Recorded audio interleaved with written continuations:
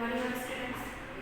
आज हम पर्यायवाची का कंटिन्यूअसली लेक्चर हमारा चल रहा था। पर्यायवाची शब्द जैसे कि हमने बताया इन्हें हम समानार्थी शब्द के नाम से भी जानते हैं। समानार्थी शब्द, समानार्थी शब्द, समान अर्थ रखने वाले शब्द को पर्यायवाची शब्द कहा जाता है।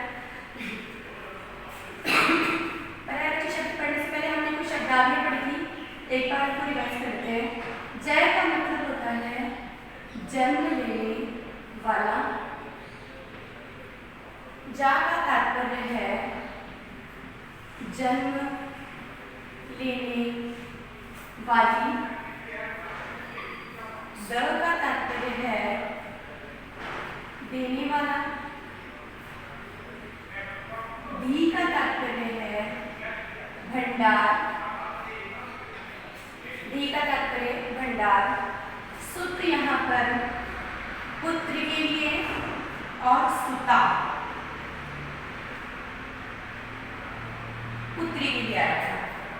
जैसा कि मैंने बताया पति और ईश, पति और ईश का तात्पर्य है स्वामी, पति और ईश का तात्पर्य है स्वामी।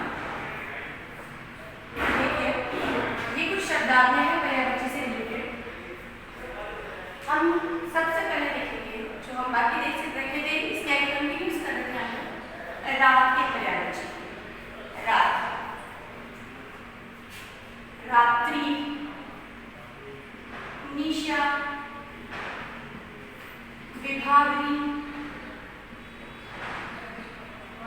शबरी,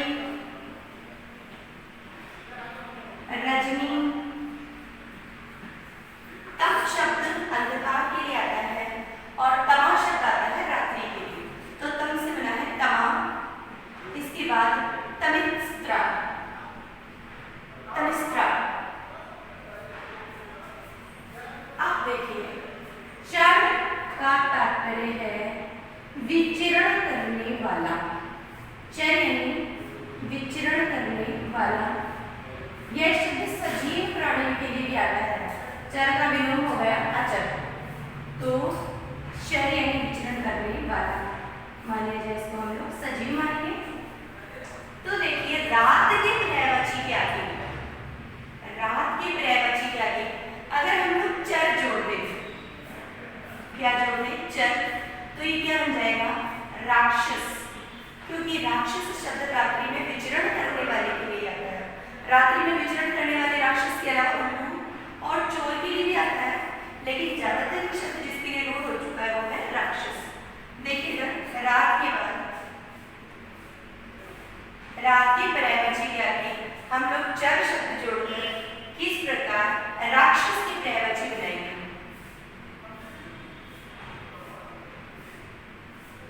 रजनीचर, निशाचर, विभावरीचर,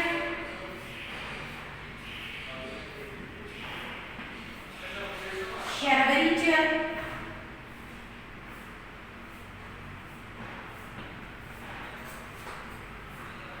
तमचर, तमा से तमचर। इसके अलावा राक्षस के पर्यायवाची दानव, क्योंकि धनु की संतान से, धनु से धनु है, धनु धन है, धनु शब्द में है प्रत्यय जोड़ने पर शब्द बना है दानव। उसी प्रकार इनकी माता का नाम था दिति, दिति शब्द में यह प्रत्यय जोड़ने पर शब्द बना है दैत्य। तो धनु, धनु की संतान होने के कारण इन्हें दानव कहा गया। इनकी माता का नाम था दिति, दिति में यह प्रत्यय जोड़ने पर दैत्य शब्द बना है। तो हमारे पास दो पर्यायवाची और तैयार होते हैं इसके, दैत्य और दानव। इसके अलावा सुर शब्द में अ उपसर्ग जोड़ने पर असुर शब्द बना है। असुर और सुर दोनों एक दूसरे के विलोमार्थी हैं। असुर, दानव, असुर, राक्षस हो गया हमारा। ये देखिए ये के पर्यायवाची। इसके अलावा सुरों के शत्रु होने के कारण सुरारी, अरि शब्द का तात्पर्य होता है शत्रु, तो सुरों के अरि होने के कारण एक पर्यायवाची बनेगा सुरारी। इस प्रकार ये राक्षस के पर्यायवाची हमारे पास तैयार हुए। ये ले लीजिए बना स्क्रीनशॉट।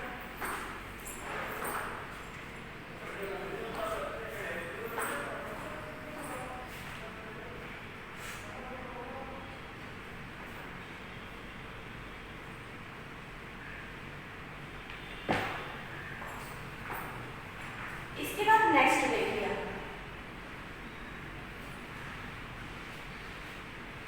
अभी हमने शब्दावली में देखा था कि पति और ईश का मतलब होता है स्वामी, पति और ईश का मतलब होता है स्वामी। तो अगर हम रात के पर्यायवाची के साथ पति अथवा ईश शब्द जुड़े, रात के पर्यायवाची के साथ पति अथवा ईश शब्द जुड़े तो वो हो जाएंगे पर्यायवाची चंद्रमा के। इसकी पर्यायवाची बनेगी चंद्रमा। देखिए कैसे चंद्रमा के पर्यायवाची बनाते हैं, इसको देखकर। निशापति, पति ईश या फिर कर, करने वाला, रात्रि को करने वाला। निशापति, निशाकर, थोड़ी देर पहले हमने निशाचर पढ़ा था, रात्रि में विचरण करने वाला। अब हम ये लगा रहे निशाकर अर्थात रात्रि को करने वाला। निशाकर, विभावरी कर,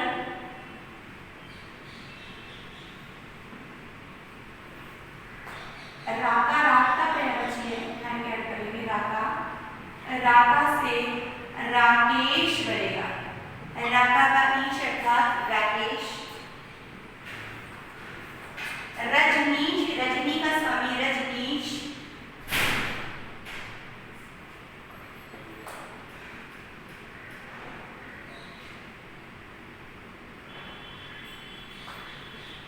इसके बाद शशि,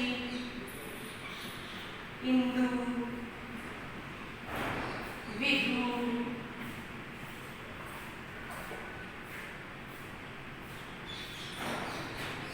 हिमकर।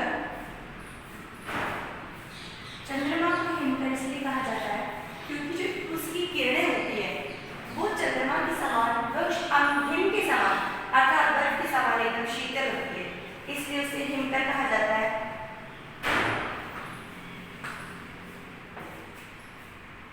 शपाकर, शशांक और मृगांक। ये चंद्रमा के पर्यायवाची बने हैं। इनमें से कुछ पर्यायवाची हमने रात्रि के पर्यायवाची के आगे चर, रात्रि के पर्यायवाची के कर, ईश या पति लगाकर जोड़े हैं, जैसे निशापति, निशाकर, विभावरीकर, राका, राका पर्यायवाची रात का, राका के आगे ईश जोड़ दिया, राका, धन ईश तो हो गया राकेश। आ, अंतिम स्वर आ, प्रथम स्वर ई, आ और ई मिलकर बन गया ए, राकेश।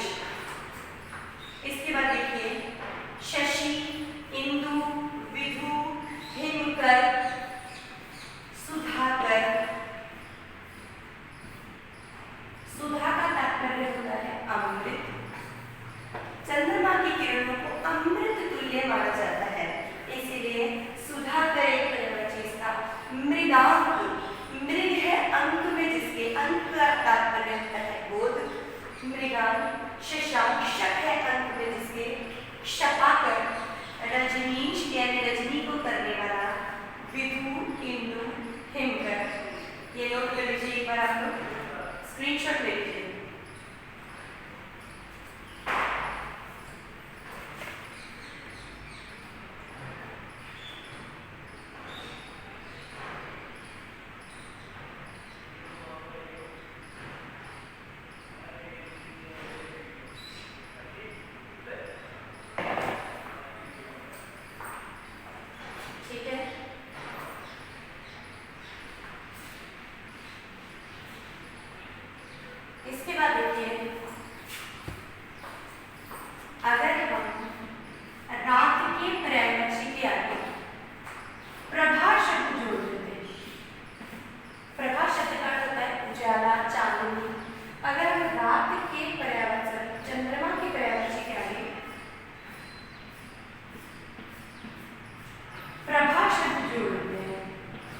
चंद्रमा के पर्यायवाची के आगे हम प्रभा शब्द जोड़ देते हैं तो वो पर्यायवाची बन जाएंगे चांदनी।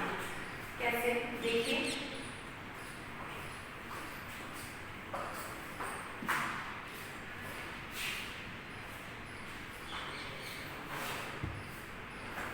प्रभा यानी चांदनी, उजाला। देखिए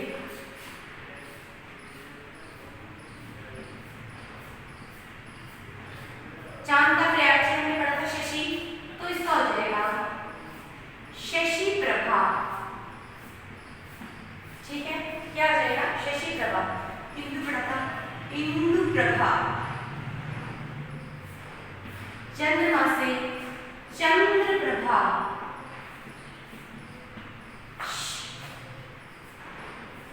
विधु प्रभा। इसके बाद एक शब्द है जो मोस्ट इंपॉर्टेंट है, वर्तनी की शुद्धि, वर्तनी शुद्धि की दृष्टि से भी आपको ध्यान देना है। ज्योत्सना, आधा ज, यू, आधा तय, आधा से और ना, ये महत्वपूर्ण शब्द है ज्योत्सना। इसके बाद कौमुदी, कौमुदी। इसके बाद चंद्रमरीचि, मरीचि, चंद्रमरीचि।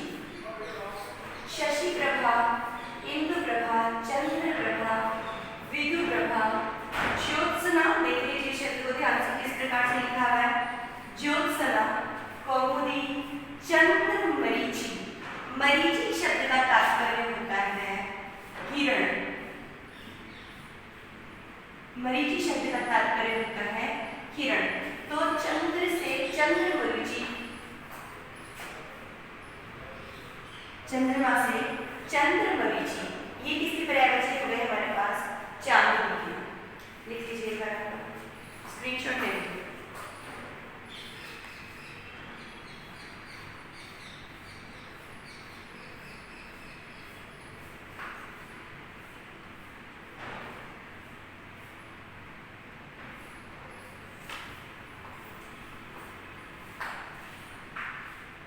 जैसे चांद शब्द बना है, चांद शब्द पुल्लिंग है, तो चांद का स्त्रीलिंग चंद्रिका।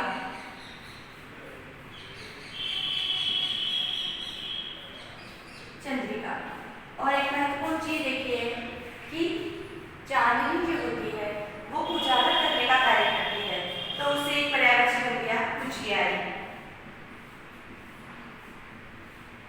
क्या बनेगा? उजियारी। बिल्कुल सिंपल से है, कुछ भी नहीं करना है आपको। हमको चंद्रमा के पर्यायवाची क्या है? प्रभा शब्द जोड़े। कुछ पर्यायवाची हमारे इस प्रकार से तैयार हो जाएंगे ना, शशि प्रभा, इंदु प्रभा, चंद्र प्रभा, विधु प्रभा, ज्योत्सना, जो मैं महत्वपूर्ण बता रही हूँ आपको, कौमुदी, चंद्रमरीचि। क्योंकि मरीचि शब्द का अर्थ होता है किरण, तो चांदनी को हम किस प्रकार स्पष्ट करेंगे? चंद्रमरीचि। चंद्रमा, यह चांद एक पुल्लिंग शब्द है, तो इसका हमने लिंग परिवर्तित किया, तो चंद्रमा से बना चंद्रिका। क्या बना? चंद्रिका। और उजियारी, क्योंकि वो उजाला करने का कार्य करती है। इसके बाद नेक्स्ट देखिए,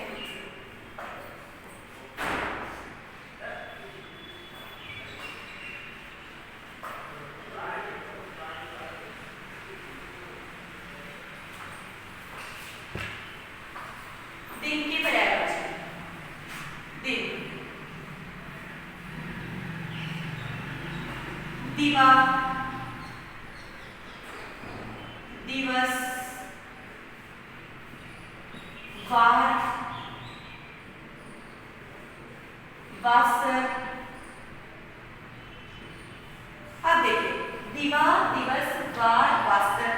और हमने एक शब्द देखा था समास के अंदर, अहर्निश।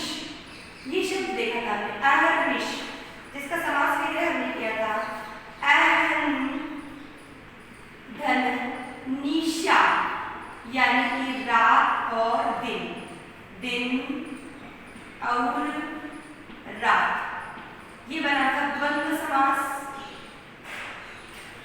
बात सुनो पहले, अहर्निश के टुकड़े किस प्रकार होंगे? अहम और निशा, या फिर हम लोग जब सप्ताह का टुकड़ा करते हैं, समास कितने करते हैं, तो ये करते हैं ना, 7 अहनों का समूह, 7 अहनों का समूह। तो अहन का तात्पर्य क्या होता है? अहन शब्द, ये शब्द विशेष रूप से देखिए आप लोग, अहन शब्द का अर्थ होता है दिन। क्या होता है? दिन। ये ध्यान रखना, आपको समास में एक महत्वपूर्ण काम आता है, अहन का तात्पर्य होता है दिन। तो देखिए दिन का एक पर्यायवाची बन जाएगा अहन। क्या बन जाएगा? अहन। दिवस, दिवस, वार, वासर और अहन, जिसका तात्पर्य है दिन। ये हो गए दिन की पर्यायवाची। दिन से दिवा, दिवस, कोई दिक्कत नहीं आएगी। दिन, दिवा, दिवस, फिर वार, वार से हम लोग अच्छी तरह समझते हैं आज कौन सा वार है, तो वार का मतलब क्या? दिन। वासर, अहन, अहन का तात्पर्य है दिन। अगर हम रात के पर्यायवाची के, दिन की पर्यायवाची के आगे पति लगा दें, दिन की पर्यायवाची के आगे पति लगा देते हैं, जिस प्रकार हमने रात के पर्यायवाची के आगे पति लगा दिया तो चंद्रमा के पर्यायवाची बन गए थे, उसी प्रकार अगर हम दिन के पर्यायवाची के आगे पति लगा दें तो सूर्य की पर्यायवाची बन जाएगी, क्योंकि सूर्य किसका स्वामी है? दिन का। देखिए किस प्रकार बनते हैं सूर्य। दिन पति, या इसको दिन मणि भी लिख सकते हैं, कुछ नहीं, इसके आगे पति जोड़ना है। दिवस पति, पति का तात्पर्य स्वामी, बार बार होते ही वह शब्द। दिन पति, दिवस पति, दिन मणि, वासर पति, वासर शब्द से बनेगा वासर पति, अहम पति। दिन में ईश शब्द जोड़िए, इसमें हम लोग ईश शब्द भी जोड़ सकते हैं, तो दिन में ईश शब्द जोड़ दिया। मान लीजिए इस प्रकार, दिन धन ईश, यहाँ अंतिम स्वर ए, यहाँ प्रथम स्वर ई, ए और ई मिलकर हो गया ए, तो क्या हो गया? दिनेश। क्या हो गया? दिनेश। जिस प्रकार आपको बताया था कि राक्षस दिति के पुत्र थे तो वो दैत्य बने थे, उसी प्रकार सूर्य अदिति के पुत्र थे। दिति और अदिति दोनों बहनें थी, अदिति के पुत्र होने के कारण इन्हें कहा गया आदित्य। क्या कहा गया? आदित्य। राक्षस दिति के पुत्र और भगवान सूर्य माता अदिति के पुत्र, तो क्या बना? आदित्य। इसके बाद सविता, एक महत्वपूर्ण पर्यायवाची है, वो है पतंग।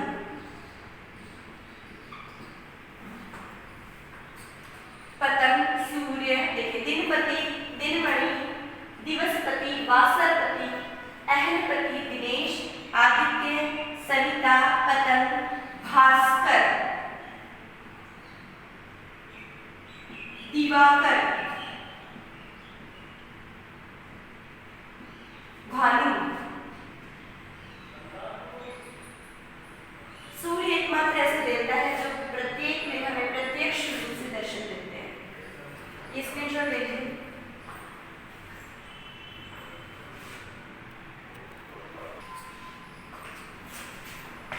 इसके बाद हम सबसे महत्वपूर्ण पर्यायवाची देखते हैं जो ज्यादातर पूछा जाता है, आंख का।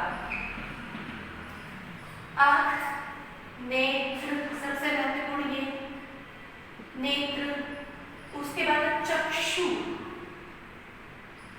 उसके बाद लोचन।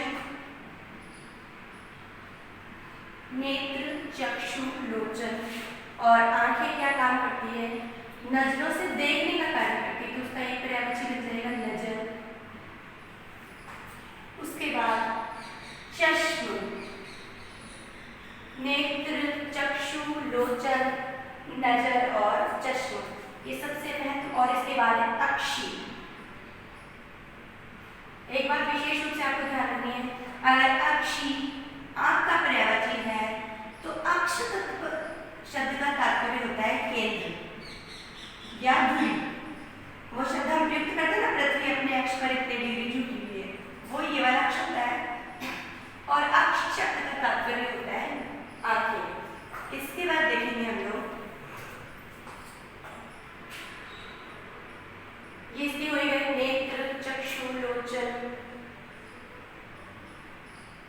चश्म, अक्षी। इसके बाद नेक्स्ट है अंतरिक्ष के,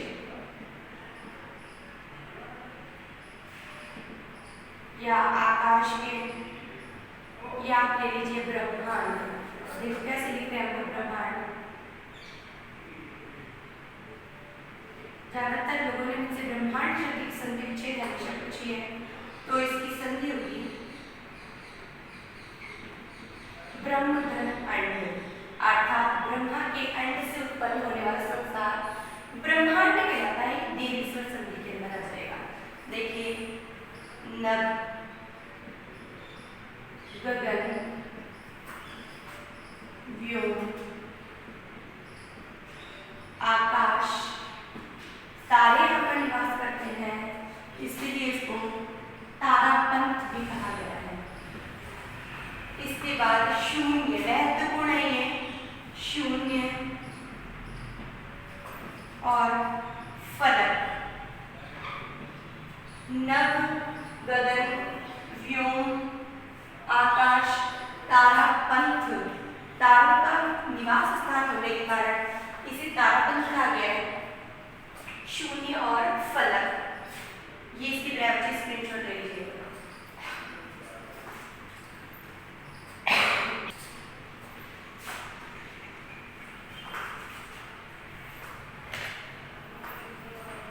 इसके बाद देखिए दांत की ग्राविटी। दांत को थोड़ी बहुत हमने संस्कृत पढ़ी है, तो संस्कृत में हमें पता है कि दांत को दंत शब्द कहा जाता है। इसके बाद द्विज, मैं भी बताती हूँ द्विज किसको कहते हैं। दंत, द्विज, दर्शन, रद और रदन। अब देखिए इधर द्विज शब्द, महत्वपूर्ण शब्द, इससे ध्यान रखना।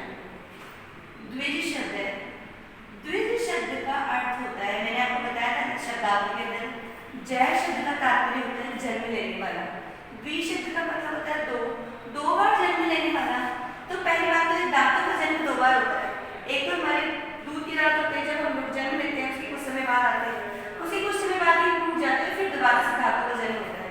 तो 2 बार जन्म लेने के कारण दांतों को द्विज कहा गया। तो एक तो द्विज आता है दांत के लिए, एक आता है ये पक्षी के लिए, और एक आता है ये ब्राह्मण के लिए।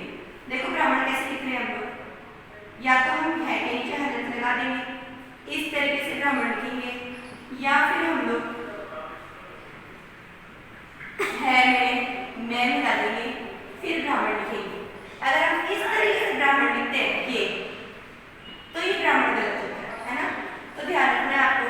द्विज शब्द में किस किसके प्रयोग बचे, द्विज दांत है जिसका 2 बार जन्म होता है, पक्षी का 2 बार जन्म माना गया है, और ब्राह्मण जो होता है उसका भी 2 बार जन्म माना गया है।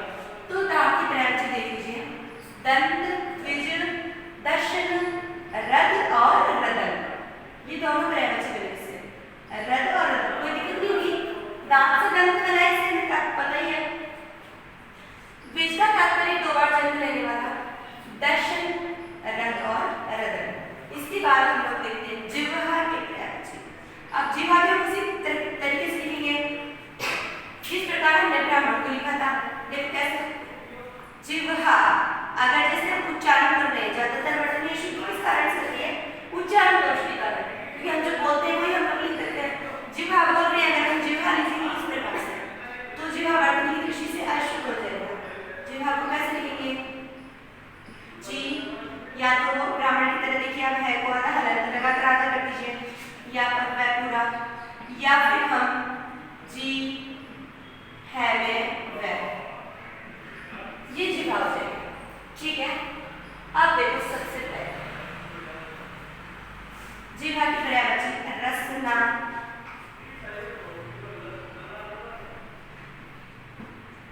रसज्ञा। अगर इस शब्द से बनता है रसपाल, ध्यान रखना है इस शब्द का, रसपाल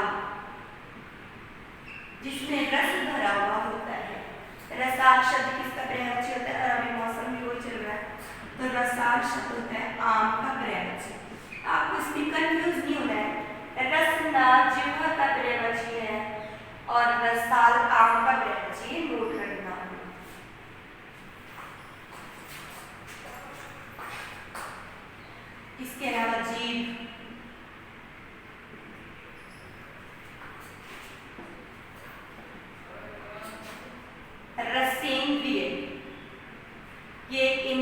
5 प्रकार की इंद्रिय होती है हमारी।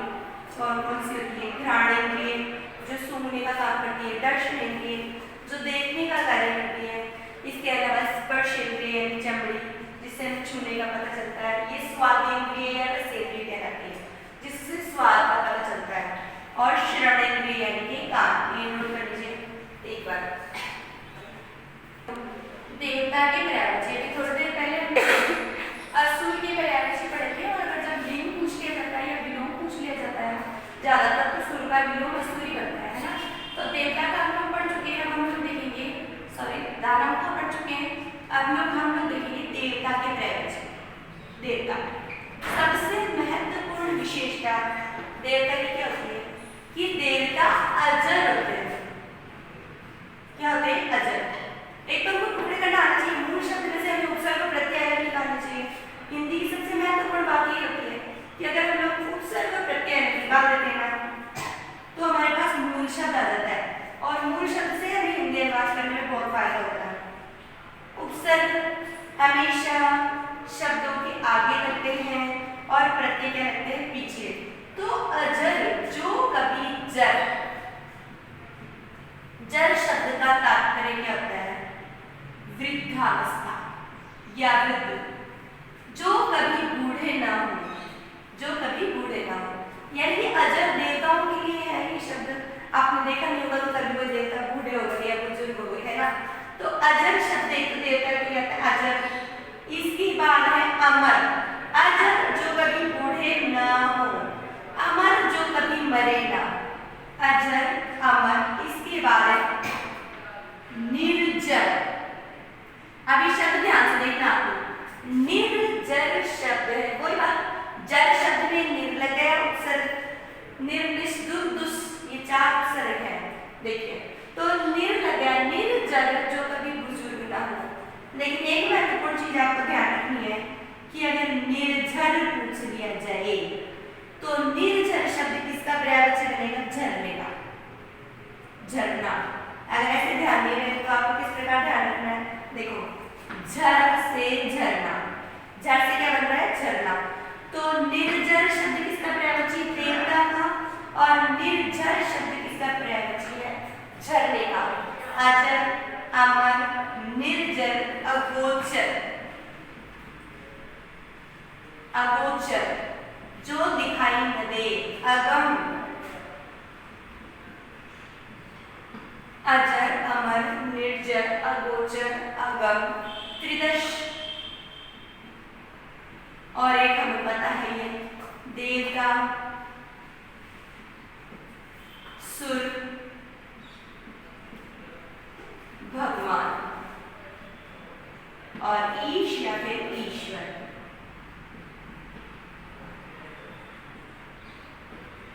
ये है देवता के पर्यायवाची। देखना चाहिए, कोई दिक्कत नहीं होगी इसमें। हमने यहाँ पर अउपसर्ग और निरुपसर्ग लगाकर पर्यायवाची बना दिए देवता के।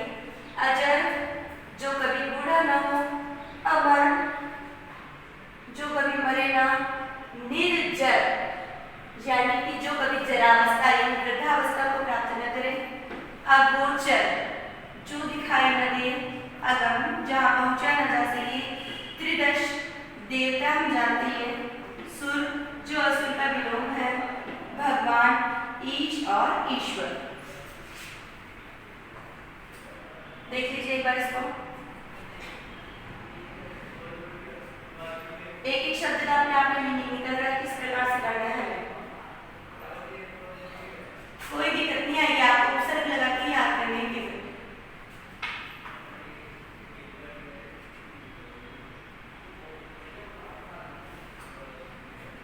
इसके बाद नेक्स्ट देखेंगे हम लोग बिजली।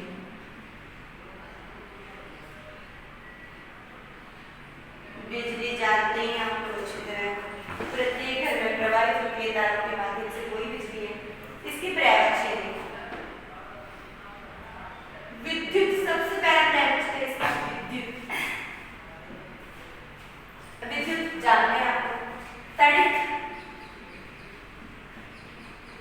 तड़ित, चपला, ध्यान रखना इन शब्दों में, चपला। एक है चंचल, चंचल आपको ध्यान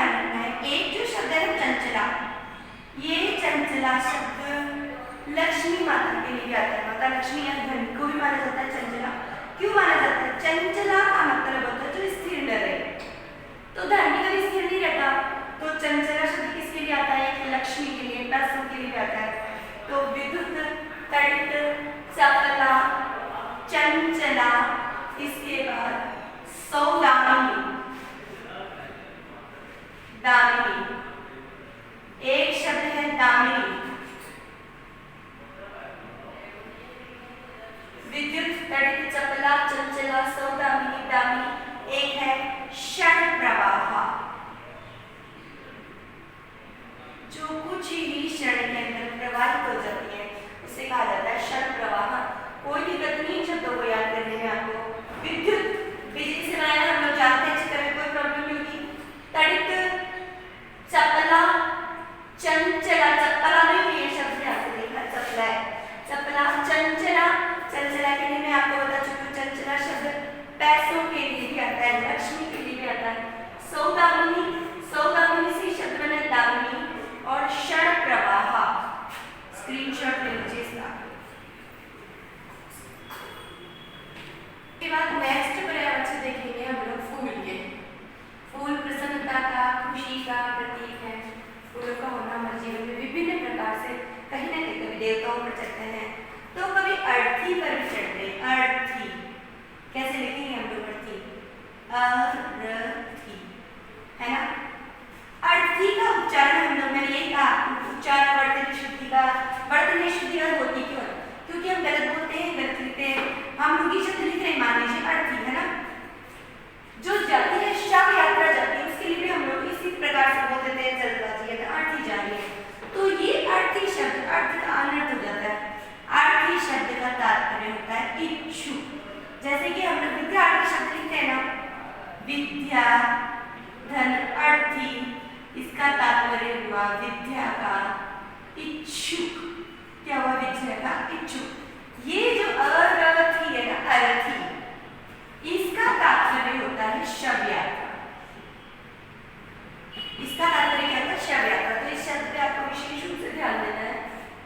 अरथी यानी शव यात्रा, अर्थी का तात्पर्य होता है इच्छुक, उसी से शब्द बना है विद्यार्थी। ठीक है, तो देखते हैं हम लोग फूल के पर्यायवाची। फूल, फूल के पर्यायवाची बिल्कुल सिंपल, पहला बनेगा पुष्प, पुष्प, कुसुम, सुमन, प्रसून, मूढ़मल, एक बनता है इसका कुहुक। क्या बनता है? कुहुक। पुष्प से एक शब्द बनता है कुहुक। पुष्प, कुसुम, सुमन, प्रसून, मूढ़मल और कुहुक, ये फूल के पर्यायवाची लगते हैं। इसके बाद देखिए आप पुत्र के पर्यायवाची। स्वयं से उत्पन्न है, जय शब्द का बार बार याद करने में आप लोगों को जन्म लेने वाला, तो इसका पर्यायवाची बनेगा आत्मज। पुत्र से बनता है पूत। क्या बनता है? पूत। इसके बाद देखिए सुत, आत्मज, पूत, सुत, तनय, और अगर इसके आगे में आ लगा दो, तनया, पुत्री बन जाएंगे। सुत के आगे में आ लगा दो, सुता बन जाएगा। ये दोनों पुत्री के बन जाएंगे, बनाने आने चाहिए हम लोगों को, है ना। आत्मज, पूत, सुत, तनय, लाल, बेटा, एक बनेगा वत्स। इसके अलावा दीपक से तुलना की जाती है पुत्र की। जिस प्रकार दीपक हमारे घर को उजाला करता है, वैसे एक पुत्र जो होता है एक वंश को उजाला प्रदान करता है ना। तो इसको भी क्या कहा जाता है? कुल दीपक।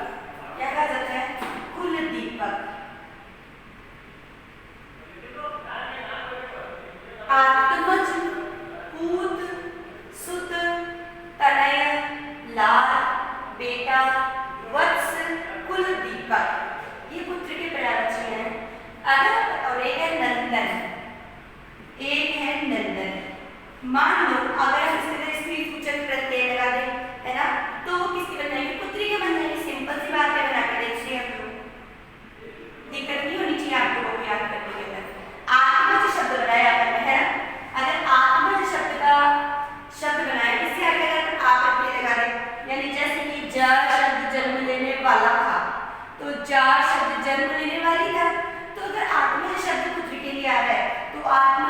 शब्द पुत्री के लिए आ जाएगा, ठीक है ना। तो देखो कैसे, आत्मजा, पुत्र पुत्री, सुत से बना दिया मैंने सुता। देखो कहीं पर भी दिक्कत नहीं आ रही, आ शब्द जोड़ रहे हैं हम लोग। तनय के बाद आ जाएगा तनया, बेटा से बन जाएगा बेटी। नंदन शब्द से बन जाएगा नंदिनी। क्या शब्द बन जाएगा, नंदिनी। कुछ भी नहीं किया हमने, केवल हमने पुत्र के पर्यायवाची लिखे हैं, उसके आगे हमने आ लगा दिया, है ना। तो कैसे तैयार हो गए, आत्मज शब्द बनाया था, आत्मजा हो गया पुत्री का, पूत बनाया था, पुत्री हो गया पुत्री का, सुत बनाया था, ये हो गया सुता पुत्री का, तनय पुत्र का था, तनया हो गया पुत्री का। इसके बाद देखो बेटी है, ये वो बेटा है, बेटे का हो गया लिंग बेटी, ये आपस में दूसरी लिंग भी है ना। इसके बाद नंदन बनाया था, तो इसका हो गया नंदिनी। एक महत्वपूर्ण चीज है, सुत शब्द का मतलब पुत्र है ना, सुत शब्द का मतलब अगर पुत्र है तो एक चीज ध्यान रखिए, सुता, सुता शब्द का मतलब होगा पुत्री, और सूत का मतलब होता है धागा। एक तो होता है धागा और एक क्या होता है, सारथी। कर्ण थे ना, अगर आपने महाभारत में देखा होगा, कर्ण, कर्ण को सूत पुत्र कहा जाता था। क्यों कहा जाता था, क्योंकि कर्ण सारथी के पुत्र थे, सारथी ने उन्हें गोद दे दिया था, या उन्हें जहाँ पर मिले थे वो। तो पूरी महाभारत आप देखेंगे, उसमें जो कर्ण थे उनको सूत पुत्र कहा गया। तो आपको ऐसे ध्यान रखना है, सूत का मतलब एक तो होता है धागा, एक सूत का मतलब होता है सारथी। स्क्रीनशॉट ले लीजिए आपको।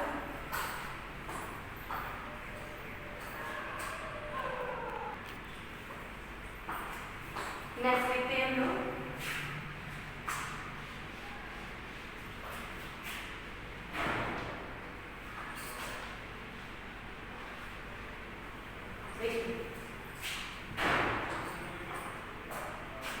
भाई का बनाते हैं हम लोग पर्यायवाची, ठीक है। पहला मिलेगा भ्राता,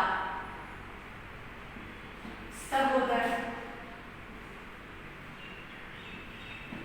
बंधु,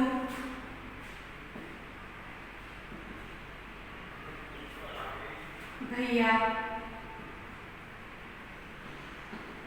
सजाता, सगर्भा।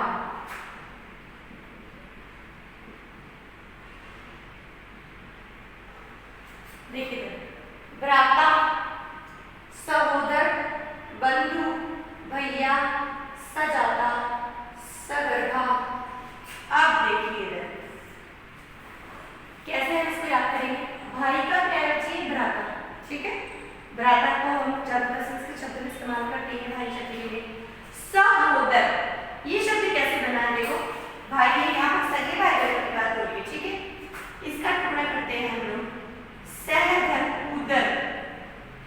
उदर शब्द का तात्पर्य होता है पेट, सह उदर यानी एक ही उदर से जन्म लेने वाला, एक ही माता की उदर से, एक ही माता के गर्भ से जन्म लेने वाला, तो शब्द बना है सहोदर, ठीक है।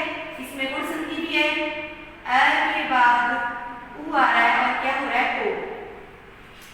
भ्राता, सहोदर, बंधु यानी भाई, भैया, सजाता एक साथ ही जन्म लेने वाला, सगर्भा यहाँ पर भी वही है, एक ही गर्भ से जन्म लेने वाला।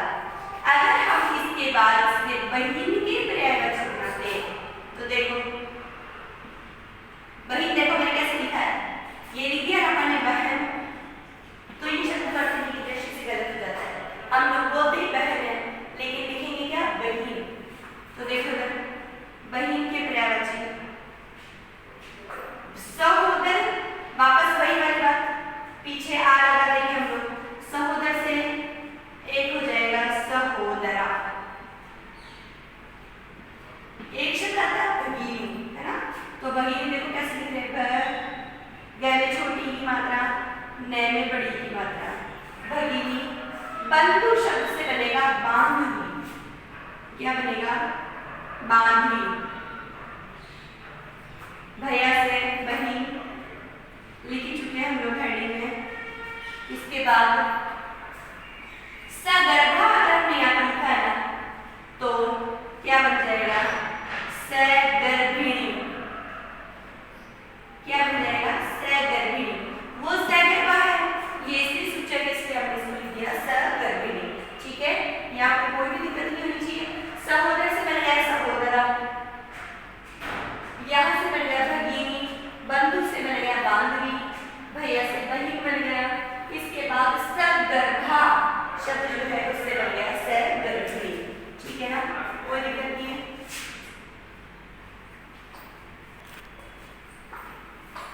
देखिए नेक्स्ट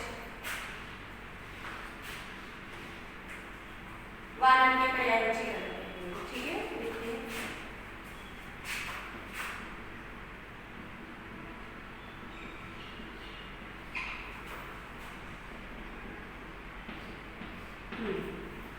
वानर। पहला तो इसका पर्यायवाची होगा कपी। देखो कपी में मात्रा कौन सी लगा रखी है? आपने ज्यादातर अगर हनुमान चालीसा वगैरह पढ़ी होगी तो आपने देखा होगा ना, हे कपीश तिहु लोक उजागर। इस चौपाई को आपने देखा होगा ना, तो कपीश क्यों कहा जाता है? आपको पता है, भगवान हनुमान वानर के थे, है ना। तो कपीश शब्द में ईश शब्द जुड़ने से, देखो ईश में मात्रा बड़ी आ रही है ना, छोटा ई बड़ा ई बराबर बड़ा ई, है ना। दीर्घ स्वर संधि क्या बनेगा इसके अंदर? कपीश। भगवान हनुमान के लिए शब्द प्रयुक्त होता है कपीश। तो पर्यायवाची देखो आप, कपीश कौन है? भगवान हनुमान। कपी बंदर है तो कपीश कौन है? भगवान हनुमान। तो कपी, हरि, मरकट, बंदर और एक वेरी वेरी इंपॉर्टेंट शब्द है शाखा मृग। क्या है? शाखा मृग। कैसे? जिस प्रकार का मृग होता है, हिरण होता है, वो हिरण जंगल के अंदर बहुत तेज भागता रहता है ना, उसी प्रकार से जो वानर होता है, वो वानर जो बंदर होता है, वो शाखा पर यानी डाली पर उसी स्पीड में उतनी ही तेजी से भाग दौड़ कर सकता है, उछल कूद कर सकता है। इसलिए बंदर को शाखा मृग कहा गया है। ये शब्द आपके बहुव्रीहि समास की दृष्टि से भी बहुत महत्वपूर्ण है। शाखा का मृग है जो, अर्थात वानर। ये शब्द इंपॉर्टेंट है अपना बहुत ज्यादा। मृग शब्द का मतलब होता है हिरण, हरिण, लेकिन शाखा का मृग कौन है? वो है बंदर यानी कि वानर। तो कपी शब्द और कपी है बंदर के लिए, कपीश शब्द है वो किसके लिए? भगवान हनुमान के लिए। हरि, एक बार ध्यान रखना आपको, हरि जो शब्द है वो भगवान विष्णु के लिए आता है। मरकट, बंदर, शाखा, मृग। इसके बाद देखिए वानर की पर्यायवाची कर लिया। अब एक महत्वपूर्ण पर्यायवाची करते हैं पक्षी के। पक्षी की पर्यायवाची करते हैं। पक्षी कहाँ पर उड़ते हैं? नभ में, है ना। और चर शब्द का मतलब क्या होता है? विचरण करने वाला। ठीक है, सिंपल सी बात है। तो नभ के आगे में लगा दूंगी चर, नभचर। इसके बाद देखिए खेचर। खे का मतलब ये आकाश होता है, क्यों होता है? नभचर, खेचर। पक्षी किससे उत्पन्न होते हैं? अंडे से उत्पन्न होते हैं।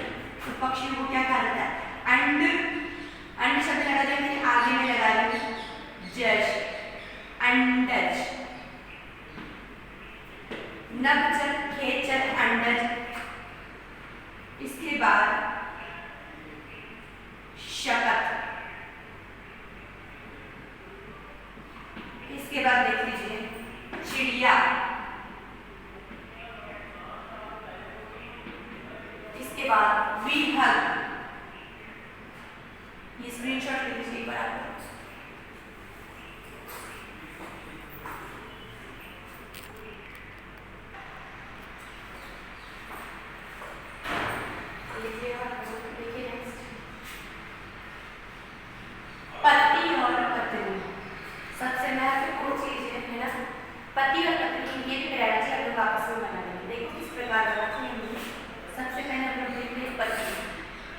का मतलब तो मैं आपको पहले ही बता चुकी हूँ। पति का मतलब होता है स्वामी, तो पति का पर्याय बनेगा, देखो कैसे।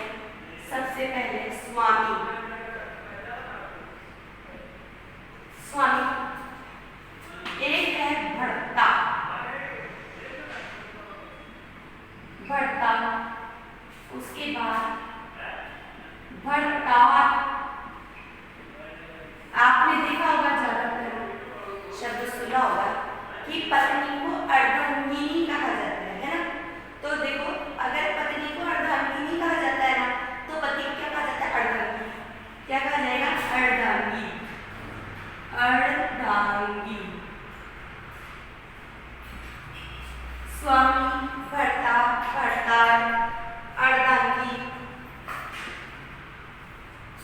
उसके बाद नाथ, वल्लभ, आर्यपुत्र,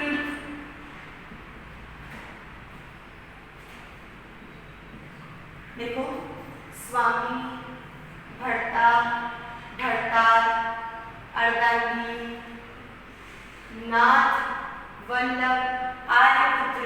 इसके बाद बनेगा बालक। क्या बनेगा? बालक। ये पति का पर्यायवाची है, ठीक है। अब हम लोग पत्नी का बनाएंगे पर्यायवाची। यहाँ पति का बना दिया, अब पत्नी का बनाएंगे। देखिए किस प्रकार से पत्नी का बनाएंगे। पत्नी में मात्रा बड़ी लगाई, पत्नी में मात्रा बड़ी जाती है।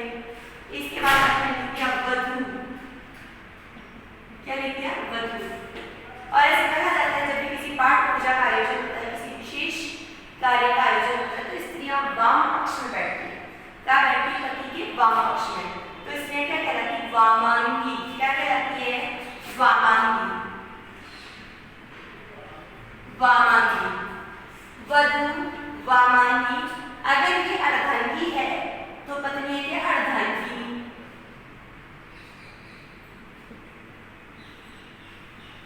क्या है? अर्धांगिनी। इसके बाद अंगना। देखो मैं लिख रही हूँ यहाँ पर अंगना। यहाँ पर मैंने मात्र अनुस्वार का प्रयोग किया है। अगर इस अंगना शब्द के ऊपर हम लोग चंद्र बिंदु प्रयुक्त कर देते हैं, चंद्र बिंदु, ये अंगना शब्द स्त्री के लिए, पत्नी के लिए, अगर इस अंगना के ऊपर हम लोग चंद्र बिंदु प्रयुक्त कर देते हैं तो चंद्र बिंदु प्रयुक्त करते ही इसका तात्पर्य हो जाता है आंगन। क्या हो जाएगा? आंगन। ध्यान रखना सिर्फ अनुस्वार से चंद्र बिंदु से अर्थ चेंज हो रहे हैं हमारे, ठीक है। वधू, वामांगी, अर्धांगिनी, अंगना, स्त्री, कलत्र, कलत्र। इसके बाद देखिए आप गृहिणी,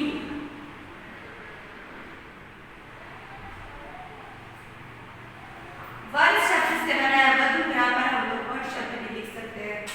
वर्ग शब्द से बना है वधू।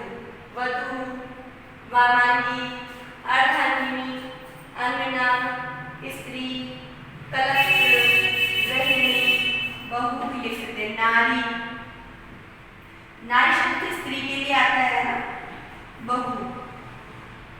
देखो मात्राएं सब में बड़ी है, क्या रखना है हम लोगों को। पत्नी में मात्रा बड़ी, बहू में मात्रा बड़ी, इसके बाद स्त्री में मात्रा बड़ी है, नारी में मात्रा बड़ी है और बहू में मात्रा बड़ी है। स्त्री सूचक जितने भी शब्द होंगे उन सब के अंदर मात्राएं कौन सी आएगी? दीर्घी आएगी, ह्रस्वी आएगी। ये ध्यान रखना है विशेष रूप से हमको। और अंगना में डिफरेंस पता चल रहा है। अगर अंगना के अंदर हम बिंदु लगाते, मात्रा अनुस्वार लगाते, तो अंगना क्या बन जाएगा? स्त्री या पत्नी। और अगर अंगना के अंदर हमने चंद्र बिंदु लगा दिया, मान लीजिए, तो चंद्र बिंदु लगाते हो क्या बन जाएगा? पत्नी, आंगन बन जाएगा। चंद्र बिंदु लगाते हो क्या बन जाएगा? आंगन। देख लो इसमें कोई भी दिक्कत नहीं, दोनों एक दूसरे से रिलेटेड है, तो हमको याद करने में कोई दिक्कत होनी नहीं चाहिए, ठीक है ना। ये लीजिए स्क्रीनशॉट एक बार आप लोग।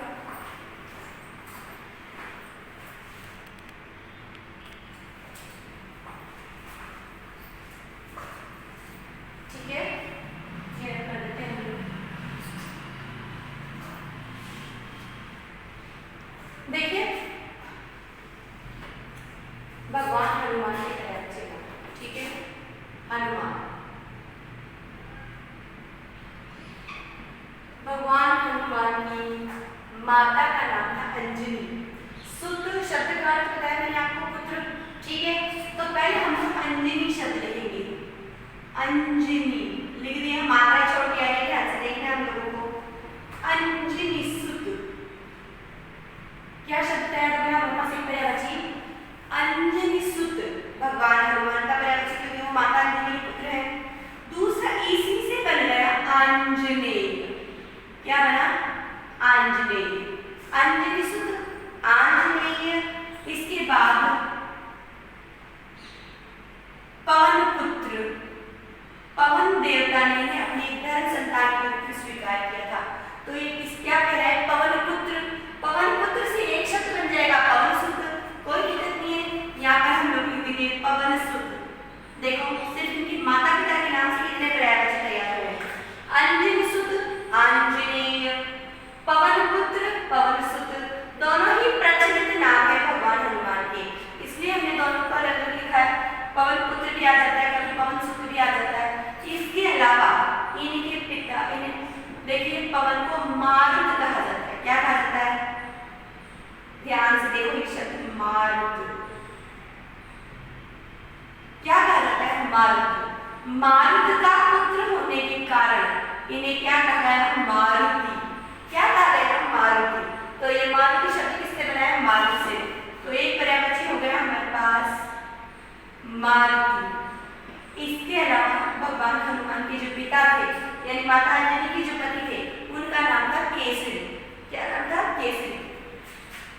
अभी हमने बेटे के पर्याय बचे पढ़ते उसमें नंदन शब्द था ना, तो केसरी शब्द के आगे मैं नंदन शब्द जोड़ रही हूँ, क्या हो गया हमारे पास पर्याय बचे केसरी नंदन।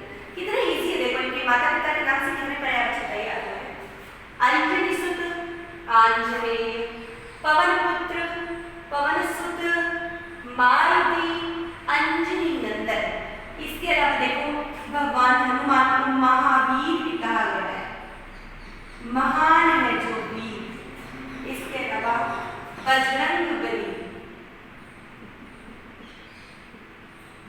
और थोड़ी देर पहले हमने जब वानर के पर्याय बच्चे पढ़े तो उसमें कपी शब्द बताया था मैंने आप लोगों को, कपी शब्द में ईश शब्द जोड़ के कपीश शब्द बनेगा, है ना, तो कपीश। और एक हनुमान तो है ये, हनुमान क्यों कहा जाता है भगवान हनुमान को, क्योंकि इनके हनु यानी थोड़ी पर चोट आई थी, तब से इनका नाम प्रसिद्ध हो गया हनुमान। तो देखो अंजनी सुत आंजनेय, पवन पुत्र पवन सुत, मारुति, केसरी नंदन, महावीर, बजरंगबली और कपीश, ये भगवान हनुमान के पर्यायवाची बन गए। एक महत्वपूर्ण चीज है, इनका शरीर वज्र के समान कठोर, अत्यंत बलशाली है भगवान हनुमान, तो इनको क्या कहा गया, वज्रांग, क्या कहा गया, वज्रांग, वज्र के समान अंगों वाला। और ये वज्र क्या है, ये वज्र है इंद्र का अस्त्र, क्या है, इंद्र का अस्त्र, जो ऋषि दधीची की अस्थियों से निर्मित हुआ था, है ना, वो सबसे संसार में सबसे महत्वपूर्ण सबसे कठोर चीज थी वज्र, तो वज्र के समान अंगों वाला कौन है, भगवान हनुमान। इसके बाद देखिए जो हमारी सबसे महत्वपूर्ण देवी है, हमारी शिक्षा की देवी, हमारी विद्या की देवी माता सरस्वती, उनको नहीं छोड़ना है हमको। तो माता सरस्वती के पर्याय देखिए, आप लोगों ने ज्यादातर देखा होगा, माता सरस्वती के चित्र देखे होंगे। किस प्रकार के वस्त्र धारण करती है माता सरस्वती, श्वेत धवल वस्त्र धारण करती है।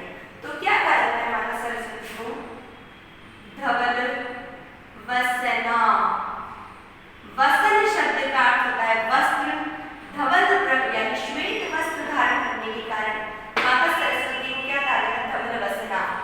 इसके अलावा आपने देखा होगा माता सरस्वती के हाथ में वीणा रहती है ना, तो वीणा रहने के कारण माता सरस्वती को क्या कहा गया है, वीणा पाणी,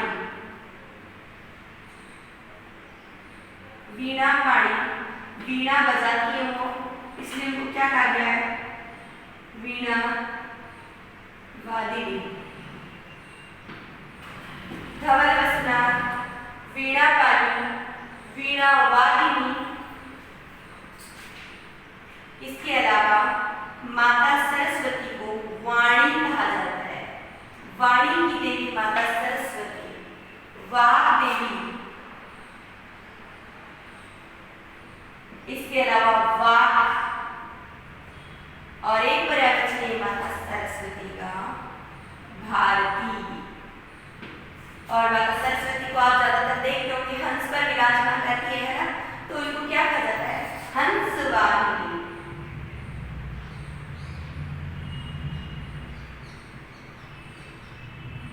और एक है शारदा।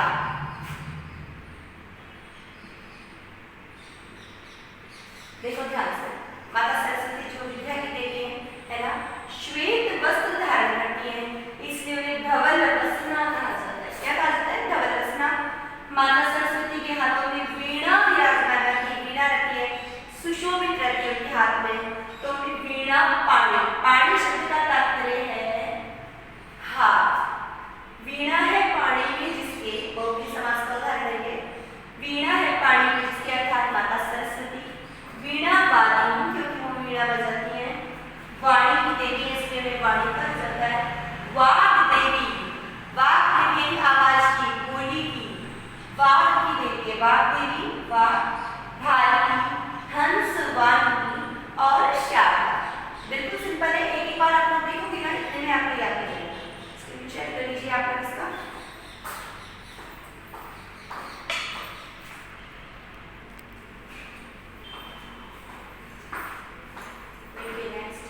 सबसे महत्वपूर्ण, हमारे हिंदू धर्म में सबसे ज्यादा पूजनीय नदी माता गंगा। माता गंगा के पर्यायवाची देखेंगे हम। देखिए, गंगा नदी को राजा भगीरथ जो थे, वो गंगा नदी को तपस्या करके पृथ्वी पर लेकर आए थे, है ना, क्योंकि उनके पूर्वजों की आत्माओं को शांति देने के लिए। बहुत समय तक राजा भगीरथ ने भगवान का स्मरण किया, उनकी तपस्या की। उसके बाद माता जो गंगा है वो भगीरथ के रथ के पीछे पीछे आई। तब से गंगा नदी को भागीरथी कहा गया। क्या कहा गया? भागीरथी। ऊपर स्वर्ग से आइए देखिए तो गंगा नदी को इसे क्या कहा जाता है? सुरसरी। देवताओं की नदी होने के कारण गंगा नदी को देव नदी और देवपगा कहा जाता है। देव नदी और देवपगा कहा जाता है। देखो, भागीरथी, सुरसरी, देव नदी, देवपगा। इसके बाद जब माता गंगा पृथ्वी पर आई थी तो राजा जहनु ने इन्हें गोद लिया था, है ना। तो राजा जहनु के गोद लेने के कारण ये जाह्नवी कहलाती। देखिए मैं जाह्नवी कैसे लिखती हूँ, ध्यान से देखना। जाह्नवी,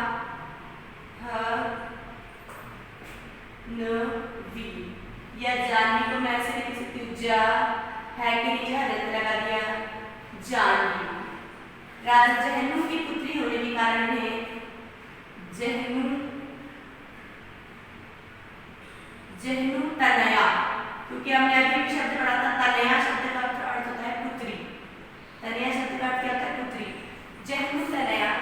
देखो, भागीरथी क्योंकि वो भगीरथ के रथ के पीछे आई। सुरसरी, देव नदी क्योंकि वो देवताओं की नदी है। देवपगा, जाह्नवी, जहनु तनया,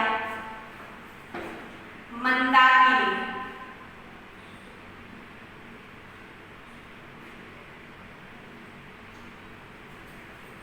मंदाकिनी गंगा नदी को कहा जाता है और पाप नाश करती है, इसलिए से पाप मोचिनी कहा गया। और दूसरा मोक्षदायिनी। मोक्ष का तात्पर्य होता है बार बार जन्म मृत्यु के क्रम से हमें मुक्ति दिलाने वाली। तो क्या कहा गया माता गंगा को? मोक्षदायिनी। एक महत्वपूर्ण चीज ध्यान रखनी है कि गंगा नदी स्वर्ग से उतर के आई, फिर पृथ्वी पर आई और कहाँ तक गई? पाताल लोक तक।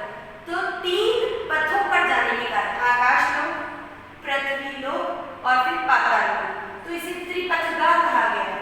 माता गंगा को क्या कहा गया है? त्रिपथगा, 3 पथों पर जाने वाली, इसी कारण से कहा गया त्रिपथगा। बात भगीरथ के रथ के पीछे आई तो भागीरथी कहा गया। देवताओं की नदी इसलिए से सुरसरी कहा गया। देव नदी, देवपगा, जाह्नवी, जहनु तनया, तनया शब्द का अर्थ भी पुत्री होता है। मंदाकिनी